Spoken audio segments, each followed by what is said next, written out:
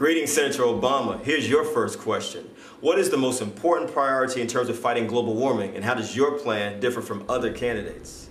Thanks, Kevin, for a terrific question. Look, there are no silver bullets to dealing with the crisis of climate change. We're going to have to be moving on all fronts. Here are a couple things that we have to start with. Number one, transportation.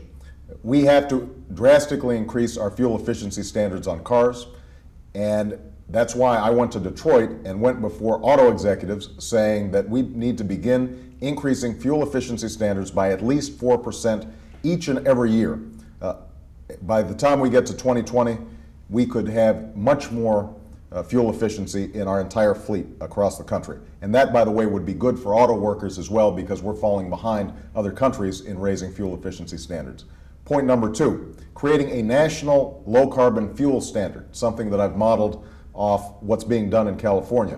The concept is simple. We basically say that by 2020, we are going to have in our fuels at least 10% less carbon emissions. And that can be done through a variety of alternative fuels, biodiesel, cellulosic ethanol. The point is to encourage a market for these clean burning energies.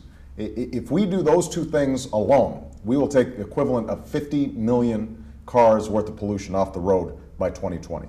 We then have to combine that with an aggressive cap and trade program that includes an auction, so that we're not simply giving away the rights, the permits to pollute, but we're saying we're going to ratchet down what's permissible each and every year, and we're charging companies for these rights to pollute. They can also trade credits for reductions that exceed the allowable amounts. That will create a marketplace, but it will also generate revenue that we can then invest in the kind of Apollo project that is necessary for us to find the next clean burning energy sources, and we can invest in solar, wind, biomass, and other strategies that are going to be so important.